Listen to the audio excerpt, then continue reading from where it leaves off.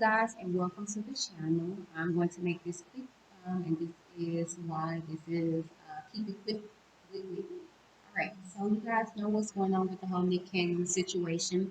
I myself personally chose not to actually talk on it because I wanted to get more facts and information. And as I was doing so, it just kind of transpired and went further and further into the rabbit hole. Nonetheless, this is something I did want to talk about. In lieu of everything that happened, Nick Cannon came out to apologize to uh, the community of Jews. This is what he said: first and foremost, I extend my deepest and most sincere apologies to my Jewish sisters and brothers for the hurtful and insidious words that came out of my mouth during during my interview with Richard Griffin. They enforced the worst stereotype of a proud and magnificent people, and I feel ashamed of the uninformed and naive place that these words came from. Video of this interview has since been removed. While the Jewish experience in, encompasses more than 5,000 years, and there is so much I have yet to learn, I have had at least a minor history lesson over the past few days, and to say that it is eye-opening would be a vast understatement. I want to express my gratitude to the rabbis, community leaders, and institutions who reached out to me to help enlighten me instead of chastising me. I want to assure my Jewish friends, new and old, that this is only the beginning of my education. I am committed to deeper connections, more profound learning, and strengthening the bond between our two cultures today and every day going forward. Now, after that, Nick Cannon received a tremendous amount of just discouragement and backlash and condemning because he had a lot of his coworkers, a lot of celebrities come out and support him in what he said.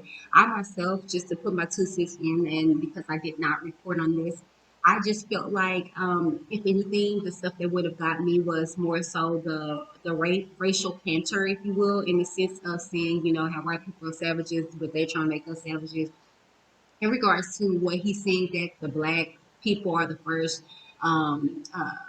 Jews are the first. I get it, but then again, it's just like when you're speaking from a place of naiveness, if you will, if that's even a word, um, I don't get offended. That's just like me being a Christian. This argument has still stood the test of time. Jesus is white. Jesus is black. Oh, why they got this? Why they do? And at first I used to get so offended, but at the end of the day, it's just people perceive a certain culture. People perceive a certain religion the way they want to.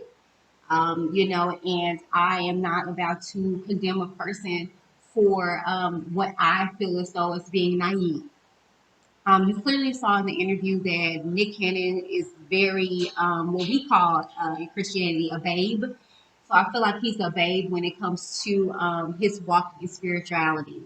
I don't really think that he's leaning more towards anything. I do believe at first, at one point in time, he was a major Christian. I remember him having interviews and talking about the reason why he got with Mariah Carey is because they shared that spiritual experience of being Christians.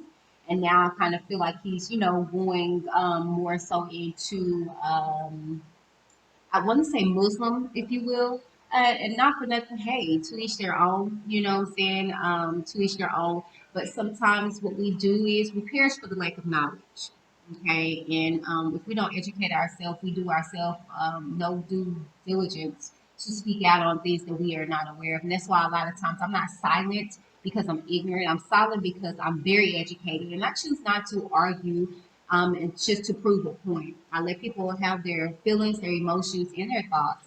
I think that what happened with Nick Cannon in this case is that he used his platform to speak on something that he was not completely educated about. And I think that was his demise. However, what he said, I did not take offended, although I am not Jewish myself. I do get it. But at the end of the day, I feel that the reason why that I knew that an apology was going to come, because at the end of the day, you can speak on those white people, but those white people are cutting your check. And it's going to come to a point of time to where you choose to stand on your beliefs, or you choose to get that money. That's in the Bible. Okay. The Bible says that, a poor man will get into heaven before a rich man, because a rich man can't give up his riches. You can't give up your beliefs to believe this person and to move forward and follow them.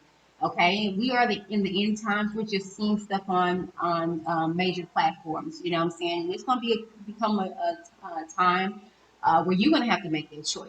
So do you stand on the foundation of Christ, or you're going to go, wayward? Not for nothing, I wanted to get into him responding to the backlash.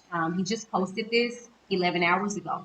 Nick Cannon says, I hurt an entire community and it pained me to my core. I thought it couldn't get any worse. Then I watched my own community turn on me and call me a sellout for apologizing. Good night. Enjoy Earth. Now, I do understand his hurt, but Nick Cannon, sweetie, we're not going to do this. We're not going to play war with me.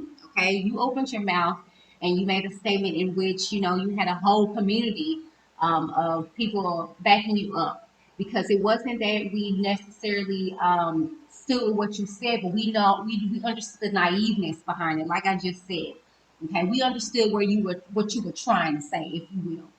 And so the thing is that instead of you saying, I'm not going to apologize, but I will like to more educated, you stood there and you made a whole post, just kind of bojangling it. You know what I'm saying? You did this whole outpouring post in regards to you hurting the whole community. But what about the hurt that we've endured as an entire race, of a community? As an entire race. So for you to say, "Oh, I'm so sorry, I offended you guys," what about the constant thing? We're still protesting to this day for Black lives. You know what I'm saying? So for you to then in turn just sit up there and be like, "Oh, woe is me," yeah, brother. Because at the end of the day, okay, you said something wrong. What you apologizing for? What you apologizing for? And I was speaking to my husband about the topic, and and we tend to do this. We tend to go back and forth about things. This particular topic was no different. He made a point to say that he felt like that the community should understand why he made the choice that he did. Bills got to be paid, families got to be, taken care of. And then he also compared what Nick Cannon did into what Colin Kaepernick did. And what I was trying to get him to understand the difference thereof is that two different industries for one, but at the end of the day, Colin Kaepernick was running for the NFL. It's not any other NFLs, right? Now it's other franchises within NFL, but it's not any more NFLs, okay? And we don't have many black owners of the NFL or of franchising teams.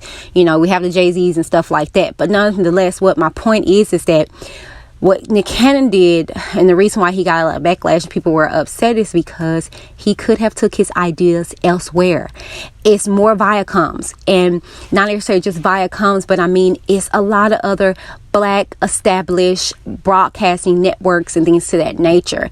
And even if it's not, Nick Cannon can make them established, because Nick Cannon is a household name. Nick Cannon is a brand in itself. We know what comes with Nick Cannon.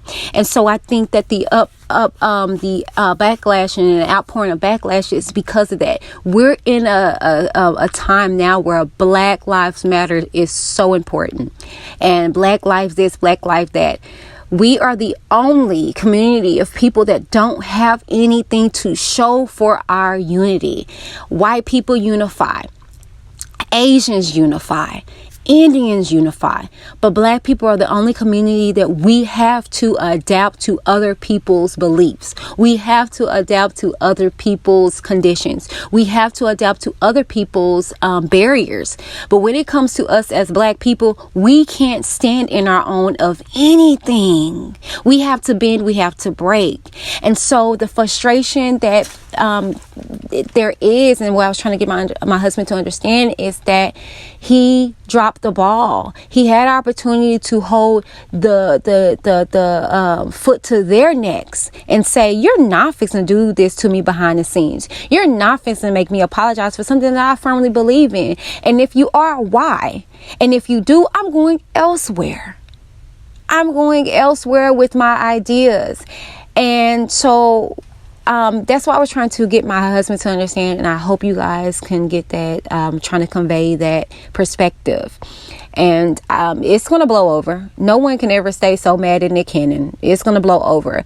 But that's the reason why he's receiving the backlash, because this is an opportunity for him to grab his concepts, his ideas, and make it black completely.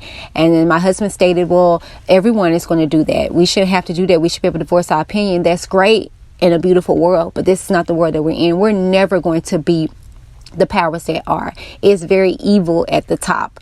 Okay, so it's not like I'm saying, get the breadcrumbs, but I'm simply saying let's get our own, because they definitely have their own.